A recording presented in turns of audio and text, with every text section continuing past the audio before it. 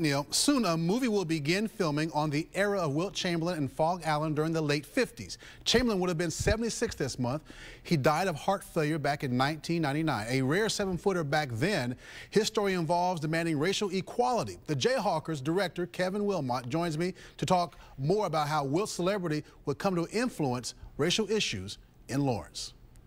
It's about, really it's the Fog Allen story. Okay. And it's about when Fog Allen recruited Wilt Chamberlain and the process that took place. And then, you know, it's a little surprising things, I think, to some local folks around here that Wilt was obviously highly sought after from all over the country. Overbrook High School in Philadelphia, you know.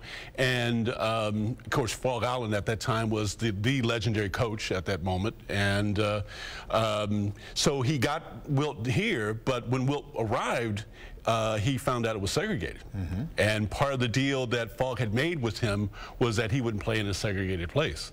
And so they had to kind of deal with segregation the minute Wilt got here, because it was a great story. Wilt drives up and can't eat in a restaurant. He goes to Fog's house, bangs on the door, says, if this is going to be the deal, I'm out of here. And after that, they had to address segregation in Lawrence. And it's interesting you bring that up, because one of my best friends that I grew up with from the time I was a little boy, his grandparents housed Wilt Chamberlain, and we, as kids, he would say, let's go look at the room that Wilt used to sleep in at my grandparents' home. There's a long bed, the room was roped off. So when you talk about segregation, I got a chance to hear about that as a child growing up when Wilt Chamberlain, of all people, was on campus at KU.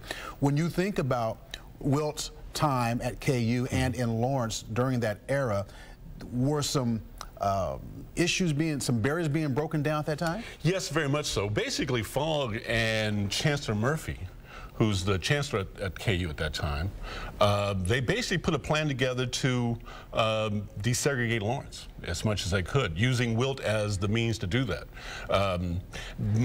Chancellor Murphy was specifically interested in bringing Wilt in to do that very thing. KU was not segregated at that time, but it was segregated. Sure. Socially was segregated. Sure.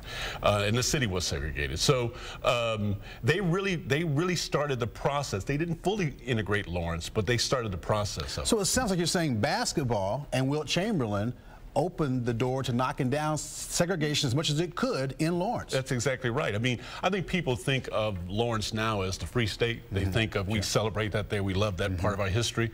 But after the Civil War, we were segregated. And so it's a surprising thing to a lot of people that this was part of our history. Now, another interesting aspect of this film is who is playing the role of Wilt Chamberlain.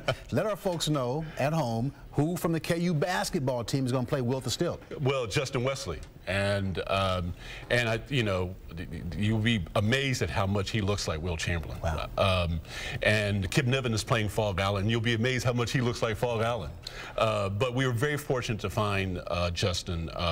Coach Self made him available to us, and he's a great young man, really fine. What's his acting background, if at all? Well, he jokes that the only thing he's ever done was, I think he played an elf in a third grade play or something, you know.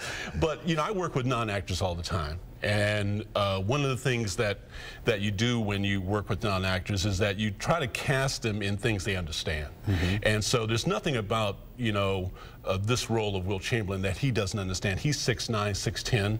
You know, he's played for a big, you know, college program.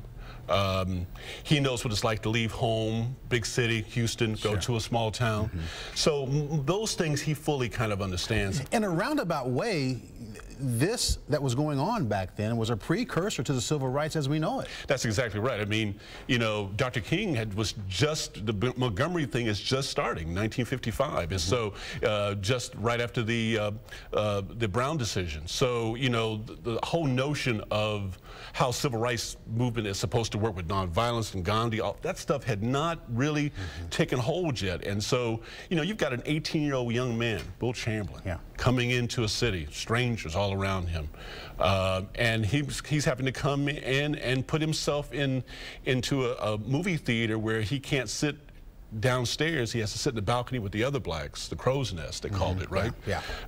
And he's going to go there and sit there and not leave until they let him sit where he wants to sit. Big man, big heart, lots of expectations. The film explores Chamberlain's adjustment to a whole new world, of which he also helped knock down racial barriers.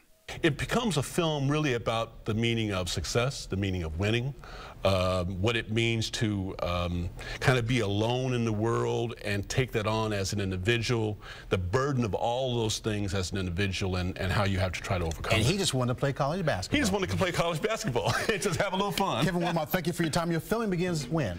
We start filming August 15th. All right, we're going to follow up with you, all right? Great, thank you. All right, Kevin Wilmot from KU. Check out the JAYHAWKERS is the name of it. Justin Wesley, a star, could be born.